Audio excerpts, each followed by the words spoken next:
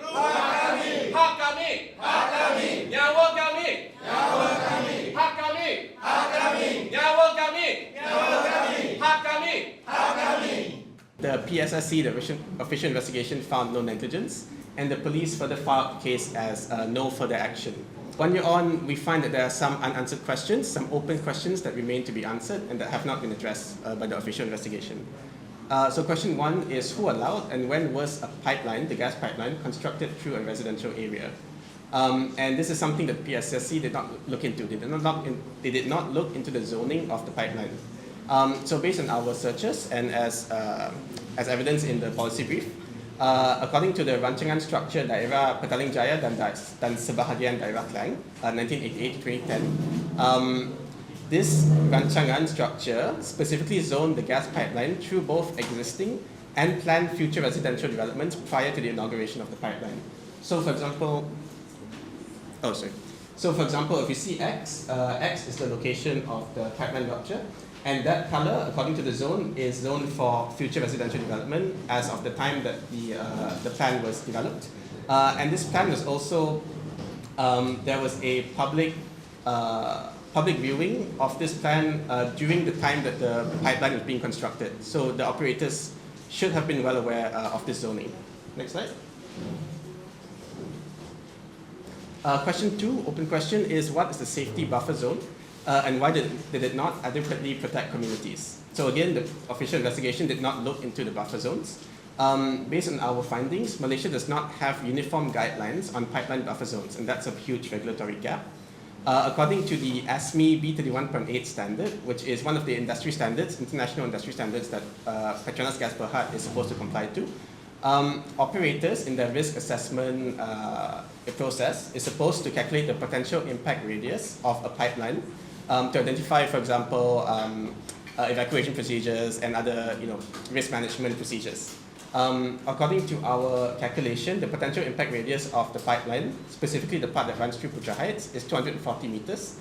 And that's 13 times what the Selangor Menteri Besar stated publicly is PGB's official buffer zone, which is 18.3 meters. So 240 meters potential impact radius and the 18.3 meters minimum buffer zone, according to statements by the Selangor Menteri Besar. And the buffer zone, the pipeline right of way in Putra Heights is calculated to be about 40 meters. So again, 240 meters is a much larger amount than that. Next slide. So question 3 is, why was the community caught off guard? So the PSSC, the official investigation, did not look into any community safety protocols. What we found, and this is based on investigations and interviews conducted by Greenpeace Malaysia with local communities, is that local awareness of the location and the siting of the pipeline, along with appropriate safety protocols, was low. Again, Malaysia does not have uniform requirements on safety protocols for communities near pipelines, and that differs from how other countries like the United States, UK do it.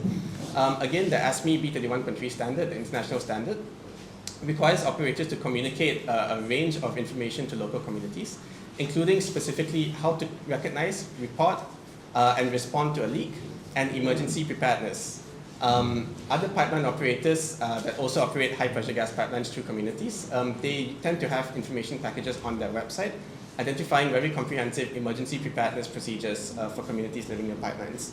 But based on our checks and based on the documentation that we have, PGB did not appear to have these kind of procedures readily available for communities either before or 1 year after the pipeline. And for example, if we look at the signs that are available along the pipelines, they have some information, but it does not, for example, tell communities how to recognize or respond to a leak and any other emergency preparedness procedures. Next slide. Question 4 is the EIA, Environmental Impact Assessment. So again, the PSSC did not look into whether there was any EIA for either the pipeline or for the Putra Heights residential developments. We do know that the EQA, Environmental Quality Act, EIA order of 1987, came into force 1 year before the construction of the PGU, the Phase 2 pipeline, the part that runs through Putra Heights, commenced. According to this EIA order 1987, the PGU Phase 2 pipeline likely required an EIA, this is based on the technical criteria of the order. And also the UEP Subang Jaya Township, as it was called at that point, also likely required an EIA. So, because the PSSC did not look into this, it remains unclear if either PGB or UEP submitted EIAs for their respective developments. It remains unclear how these EIAs would have considered safety in relation to the pipeline. The PSSC also did not look into whose responsibility it was to monitor the source subsidence and the eventual rupture of the pipeline. Based on our review of legislation, under the Gas Supply Act 1993, the Energy Commission appears to be responsible for ensuring that the public is protected from dangers related to gas pipelines. Under the Gas Supply Regulations of 1997, as the owner of the pipeline, PGB appears to be responsible for maintaining the facility in good and efficient working order. This is based on our reading of the legislation. Next slide. Further, under the Petroleum Safety Measures, Transportation of Petroleum by Pipelines Regulation of 1985, the Department of Occupational Safety and Health, DOSH, appears to be responsible for ensuring that contractors that had laid the pipeline were compliant with the ASME standards, the ASME B31.8 international standard that we were referring to earlier. And under the Occupational Safety and Health, Control of Industrial Major Accident Hazards, or CIMAH, CHIMA Regulations, 1996, PGB appears to be responsible for complying with the relevant Department of Occupational Safety and Health, or DOSH, regulations. Next slide. So, I mean, a lot of legislation. In conclusion, based on our reading of this legislation, both PGB, Petronas Gas Berhad, and the Energy Commission are likely responsible agencies for monitoring the pipeline. And this is to be done in accordance with the various Petronas technical standards that they have developed for pipeline monitoring and other relevant industry standards. Further, the Energy Commission and local planning authorities have the jurisdiction to inspect the pipeline for safety. And finally, DOSH, Department of Occupational Safety and Health, is supposed to be responsible for ensuring that PGB, Petronas Gas Berhad, was competent in the ASME standards and in relevant DOSH regulations and guidelines. Next slide. Another question is in terms of Petronas' existing technologies. So we know that Petronas utilizes technologies such as INSA, interferometric synthetic aperture radar, which enables measurements of ground deformations at a global scale every few days and is able to detect deformations up to 2 millimeters, about that big. So the question is, how was a 243 millimeter movement in soil at Putra Heights not detected by any agency, given that this technology exists?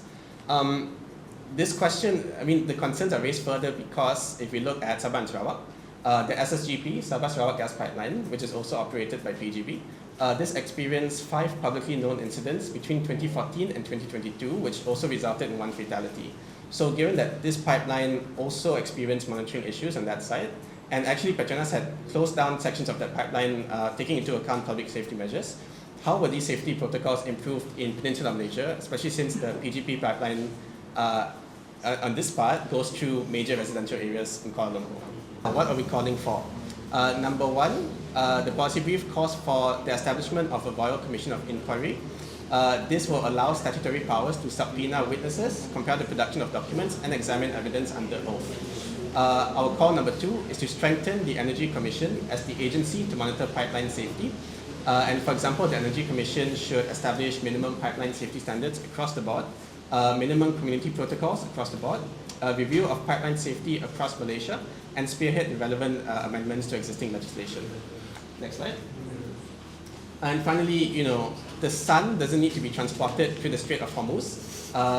Because of the issues with fossil gas energy in Malaysia, we call for the improvement of energy security and affordability in Malaysia, especially given that solar energy is already cheaper per megawatt hour than fossil energy. So, for example, we want to call for a phase out of gas power plants by 2050, with a ban on construction of all new coal and gas capacity commencing in 2026, and a target for greater renewables, and for renewables to comprise 100% of the total primary energy supply by 2050. And in practice, also achieving all these things would also mean that there would be no high-pressure gas pipelines operating through densely populated residential communities in Malaysia.